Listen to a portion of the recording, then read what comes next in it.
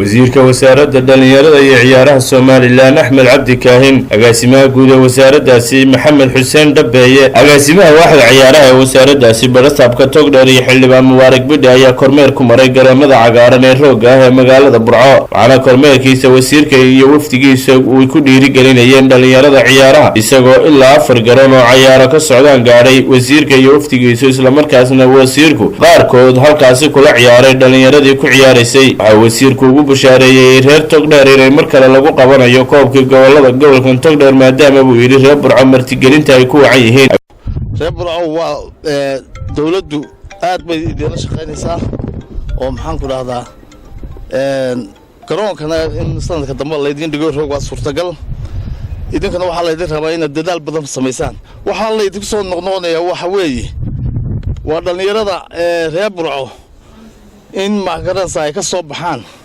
kooxo adduunka ugu taga ciyaaraha taga garoomadiina Burco inay si badanayaan waan arkayaa ciyaaraha ka socdo waan arkayaa xalay markaan hoydo waan maqlayaa ciyaaraha waxaan maleynayaa inay ka baxeen wixii lagu sheegi jiray inay maanta nadiif ka yihiin labaad waxaan idin sheegayaa ciyaarihii sida uu agaasimuhu sheegay halkoodna lagu qabanayaa waxa loola soo eegtayna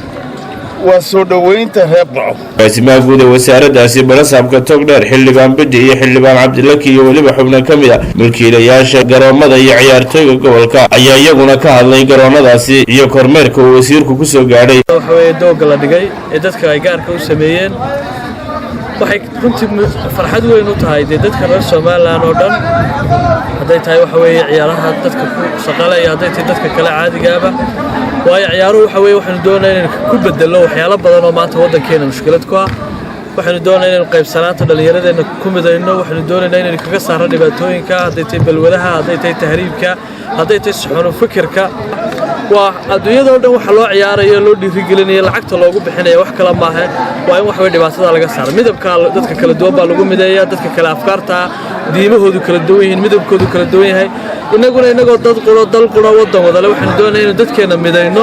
waxay ka qayb qaadan doontaa isdhexgalka bulshada ay door ku yeelan doontaa waxa ay door ku yeelan doontaa muxuu ahaa dhalinyartii meelahan gidaarada istaagi lahayd ee dadka boobi lahayd ee dhibaatada geysan lahayd ee tahriibi lahayd ayay door weyn ka qaadanaysaa muxuu ahaa ciyaarahani waan idinku boorinayaa laynagu yaqaanaa daadkiin reer Burco inaynu soo dhaweyno martida inaynu sidii laynooga bartay markii hore koobkii aynu martigelinay waxaan idin soo jeednaa reer Burco 7 gobol 7 gobol ee inoo iman doona ciyaaraha inoo socon doona inay nala soo dhaweysaan aad iyo aad baan ugu faraxsanahay inay caawa garoomada horumarka socday soo maraan ay soo kormeeraan mudane wasiir waxaan kugu soo dhaweynaynaa qalbi furan iyo gacmo furan adigay waftigaaga Burcana intii imika kubadii bari dhawada ka jeesatay laakiin tii garoomada la furay waxa soo galay dhiirigelin weyn tahriibta qudheedu way naga yaraatay dhalinyartii hore cuslaato dhan baa imika kubadii ku soo wadno kalsooni iyo yididiirayna gelinaysaa in madaxda gobolka ay naga warhayso oo ay nagu soo boqdaan halkan anaga dhalinyartii oo ku ciyaaraysa oo wasiirkii uu ugu horeeyo waanu idinka mahadnaqaynaa soo imaatinkiina iyo waftida balaanan soo aad baan ugu mahadsantihiin waxaad lagu farxaa dhalinyaro badan oo meel ay tagaan aan garanayn oo haday tahriibti noqon lahayd haday shaqalaan noqon lahayd intii ay u noqotay camal inay kubadda ku ciyaaraan jirkooda ku dhismo horumar gaaraan Mustafa Ismaan magaalo telefishinka qaranka Soomaaliland Burco.